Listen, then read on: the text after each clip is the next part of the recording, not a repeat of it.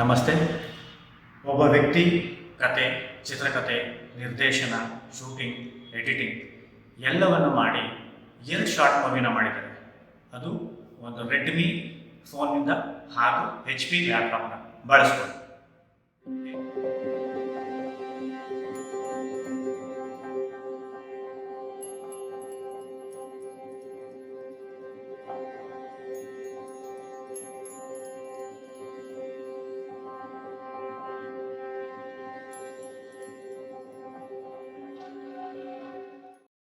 ಹೇಗೆ ಅಂತೀರಾ? ತಿಳ್ಕೋಬೇಕಾ? ಕಡೆ ತನಕ ವಿಡಿಯೋನ ಸ್ಕಿಪ್ ಮಾಡದೆ ನೋಡಿ. ನಾನು ನಿಮ್ಮ ಡಾಕ್ಟರ್ ಶಿವಕುಮಾರ್. ಪ್ರತಿಯೊಬ್ಬರಲ್ಲೂ ತನ್ನದೇ ಆದಂಥ ಕನಸಿರುತ್ತೆ, ನಾನು ಶಾರ್ಟ್ ಮೂವಿ ಮಾಡಬೇಕು ಅಂತ. ಆದರೆ ಎಲ್ಲರಿಗೂ ಮೊದಲು ಕಾಣಿಸೋಂಥದ್ದು ಇನ್ವೆಸ್ಟ್ಮೆಂಟ್. ಇಷ್ಟು ದುಡ್ಡು ಬೇಕು, ಅಷ್ಟು ದುಡ್ಡು ಬೇಕು, ಇನ್ವೆಸ್ಟ್ಮೆಂಟ್ ಅಂತ ಮನಸ್ಸಿಗೆ ಬರುತ್ತೆ. ಸೊ ಆದರೆ ಎಲ್ಲದಕ್ಕಿಂತ ಹೆಚ್ಚಿಗೆ ಮೊದಲನೇ ಇನ್ವೆಸ್ಟ್ಮೆಂಟ್ ಏನು ಮಾಡಬೇಕು ಅಂದರೆ, ಮಾಡ್ತೀನಿ ಅನ್ನುವಂಥ ನಿರ್ಧಾರದ ಒಂದು ಇನ್ವೆಸ್ಟ್ಮೆಂಟನ್ನು ನಾವು ಮಾಡಬೇಕಾಗುತ್ತೆ. ಸೊ ಅದನ್ನು ಮಾಡಿದ ನಂತರ ಹೇಗೆ ಕಾರ್ಯರೂಪಕ್ಕೆ ತರುವುದು? ಪ್ರತಿಯೊಬ್ಬರಲ್ಲೂ ಕನಸಿರುತ್ತೆ, ನಾನು ಶಾರ್ಟ್ ಮೂವಿ ಮಾಡಬೇಕು, ಎಂಟರ್ಟೈನ್ಮೆಂಟ್ ಫೀಲ್ಡಿಗೆ ಹೋಗಬೇಕು, ಈ ರೀತಿ ಎಲ್ಲ ಕನಸಿರುತ್ತೆ. ಅದು ಎಷ್ಟು ಜನ ನನಸು ಮಾಡ್ತಾರೆ ಹೇಳಿ ಅಲ್ವಾ? ಹಾಗಿರುವಂಥ ಸಂದರ್ಭದಲ್ಲಿ ನಾನು ಈ 2 ಶಾರ್ಟ್ ಮೂವಿನ ಮಾಡಿದ್ದೀನಿ. ಒಂದು ಸಲ್ಯೂಷನ್ ಅಂತ, ಮತ್ತು ಇನ್ನೊಂದು ಬಂಧು ಅಂತ. ಈ 2 ಶಾರ್ಟ್ ಮೂವಿಗಳ ಲಿಂಕ್ನ ನಾನು ಡಿಸ್ಕ್ರಿಪ್ಷನಲ್ಲಿ ಕೊಟ್ಟಿರ್ತೀನಿ. ಅದನ್ನು ನೋಡಿ ಹೇಗೆ ಬಂದಿದೆ ಅಂತ ನಿಮ್ಮ ಅಭಿಪ್ರಾಯಗಳನ್ನು ಕಾಮೆಂಟ್ ಮೂಲಕ ನನಗೆ ತಿಳಿಸ್ಬೋದು.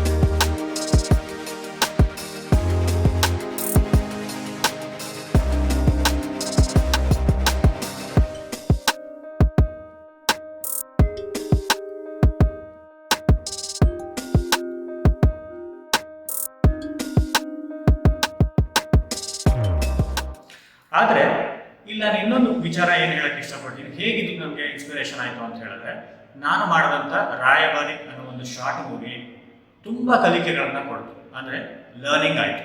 ಸೊ ಆ ಲರ್ನಿಂಗನ್ನು ನಾವು ಹೇಗೆ ಬಳಸ್ಕೊಳ್ತೀವಿ, ಕಾರ್ಯರೂಪಕ್ಕೆ ತರ್ತೀವಿ ಅನ್ನೋದರ ಒಂದು ಜೀವಂತ ಉದಾಹರಣೆನೇ ಈ 2 ಶಾರ್ಟ್ ಮೂವೀಸ್. ಒಂದು ಸಲ್ಯೂಷನ್, ಇನ್ನೊಂದು ಬಂಧು. ಇಲ್ಲಿ ನಾನು ಕಲ್ತಿದ್ದೇನು ಅಂದರೆ, ಸ್ಕ್ರಿಪ್ಟಿಂಗ್ ಮಾಡೋದನ್ನು ಕಲಿತೆ, ಎಡಿಟಿಂಗ್ ಮಾಡೋದನ್ನು ಕಲಿತೆ, ಆ್ಯಕ್ಟಿಂಗ್ ಮಾಡೋದನ್ನು ಕಲಿತೆ. ಸೊ ಹೀಗೆ ನಮ್ಮ ಒಂದು ಸಿನಿಮಾ ರಂಗಕ್ಕೆ ಏನೆಲ್ಲ ಬೇಕಾಗುತ್ತೆ ಅದನ್ನು ಒಂದು ಹಂತದವರೆಗೂ ಕಲ್ತ್ಕೊಂಡಿದ್ದೀನಿ. ಅದರ ರಿಸಲ್ಟ್ಗಳನ್ನು ನೀವು ಬಂಧುನಲ್ಲಿ ನೋಡ್ಬೋದು, ಹಾಗೆ ಸಲ್ಯೂಷನ್ನಲ್ಲಿ ನೋಡ್ಬೋದು.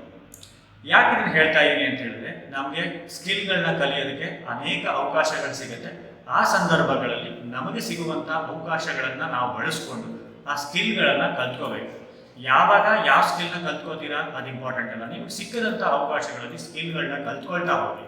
ಸೊ ಇಲ್ಲಿ ಏನಾಗುತ್ತೆ ಅಂತಂದರೆ, ನಾನು ಆಗಲೇ ಹೇಳಿದಾಗೆ ನನ್ನ ಮೊದಲ ಶಾರ್ಟ್ ಮೂವಿ ರಾಯಭಾರಿ ನನಗೆ ತುಂಬಾ ಕಲಿಸ್ಕೊಡ್ತು ಅಂತ ಹೇಳಕ್ಕೆ ಇಷ್ಟಪಡ್ತೀನಿ.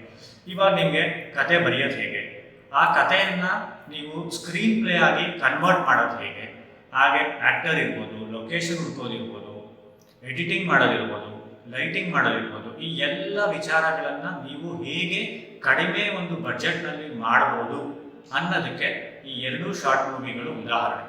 ಇಲ್ಲಿ ನಾನು ಯಾವುದೇ ರೀತಿಯಾದಂಥ ಎಕ್ವಿಪ್ಮೆಂಟ್ಸ್ಗಳನ್ನಾಗಲಿ, ಹೈಟೆಕ್ ಇನ್ಸ್ಟ್ರೂಮೆಂಟ್ಗಳನ್ನಾಗಲಿ ಯಾವುದನ್ನು ಬಳಸಿಲ್ಲ. ಇಲ್ಲಿ ಬರೀ ರೆಡ್ಮಿ ಫೋನು ಮತ್ತು ನನ್ನ ಸ್ನೇಹಿತ ವಿನಯ್ ಕೊಟ್ಟಂಥ ಲ್ಯಾಪ್ಟಾಪ್, ಇದರಲ್ಲಿ ಫಿಲ್ಮೋರಾ ಸಾಫ್ಟ್ವೇರ್ ಹಾಕಿ ಎಡಿಟಿಂಗ್ ಮಾಡಿರುವಂಥದ್ದು. ಇದಿಷ್ಟೇ ಸ್ಕಿಲ್.